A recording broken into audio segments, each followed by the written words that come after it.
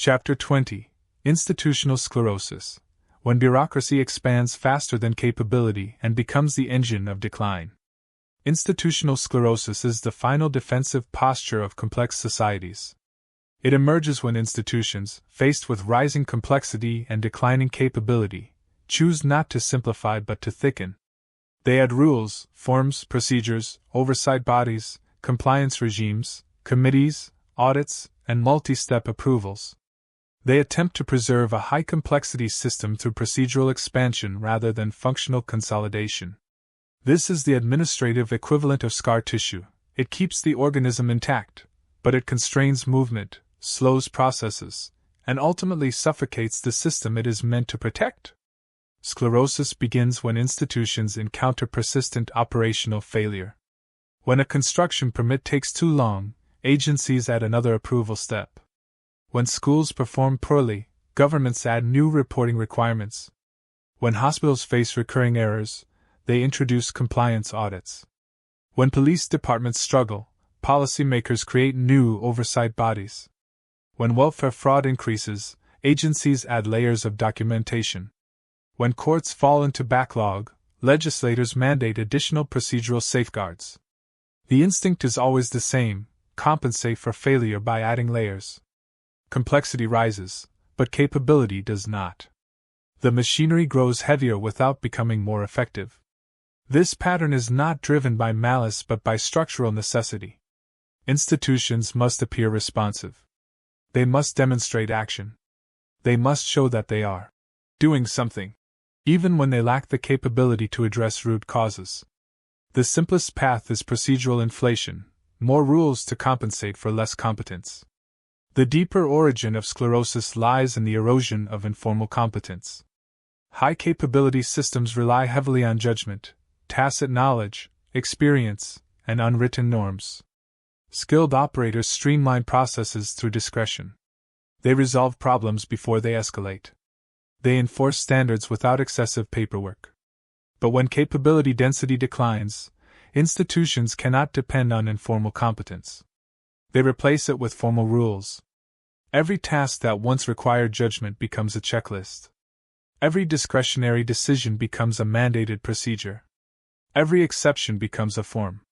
The rulebook grows not because the system is improving but because the skill base operating it is thinning. Financial regulation provides a clear example. Early regulatory systems operated with small teams of highly capable analysts, auditors, and economists.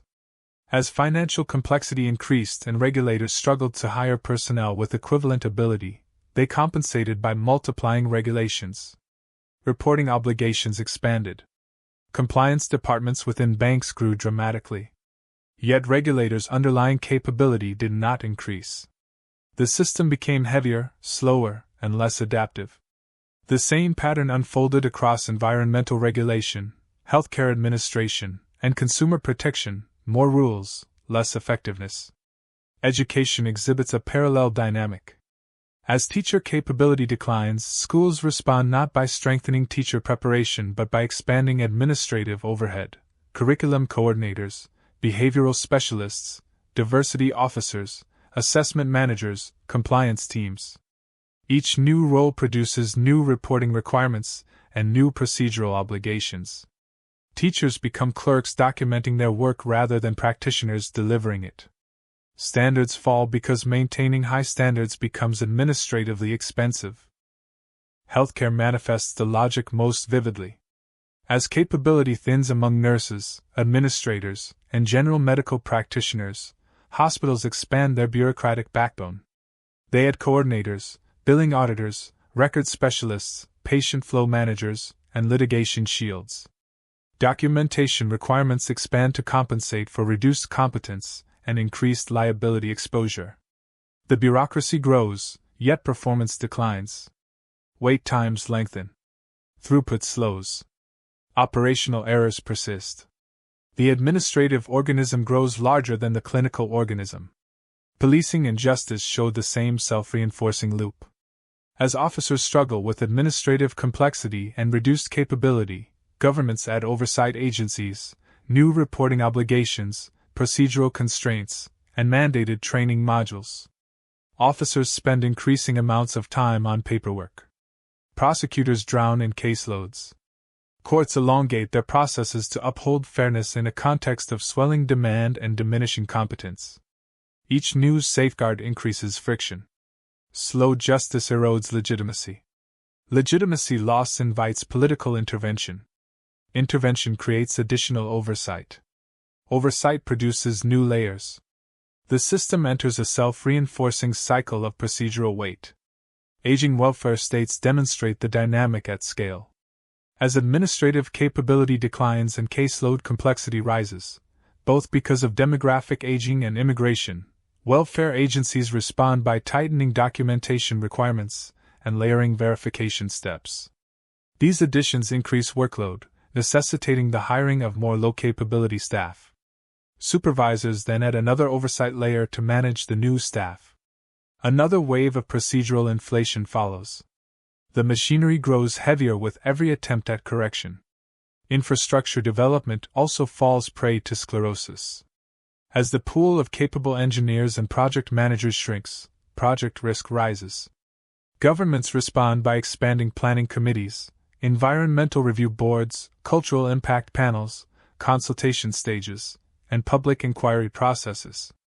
Each layer reflects a desire to avoid error in a context of declining competence. Approvals that once took months now require years or decades. Complexity expands faster than capability, and the system ossifies. Law and regulation magnify the problem. Legislatures produce new laws continuously but rarely repeal outdated ones. Courts interpret these laws, creating dense layers of precedent. Agencies implement them, producing administrative code. Organizations internalize them, generating compliance manuals. Over time, the rule set becomes so dense that even highly capable operators struggle to navigate it. Less capable operators rely entirely on procedural scripts, further discouraging discretion. Legal overproduction creates a regulatory thicket that chokes institutional flexibility. Risk aversion accelerates sclerosis. As capability declines, institutions become less tolerant of error. Mistakes reveal structural weakness and cause political embarrassment. To avoid them, organizations proliferate audits, reviews, committees, and sign-off chains. Decision-making slows.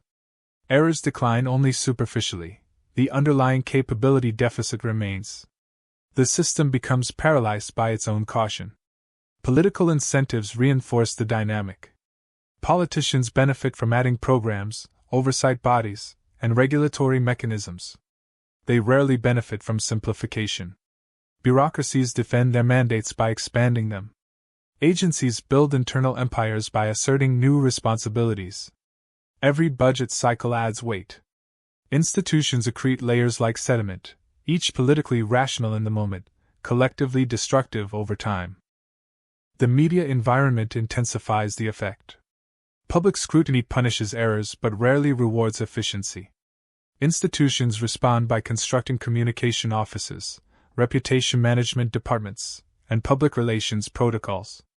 These layers add further approvals, further supervision, and further delays. Institutions shift from performing their function to performing the appearance of performance. This is the terminal phase of sclerosis. The institution becomes a theater of administration, not a mechanism of capability. Sclerosis is not collapse, it is overgrowth.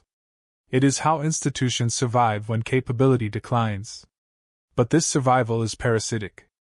Bureaucratic mass expands even as functional output contracts.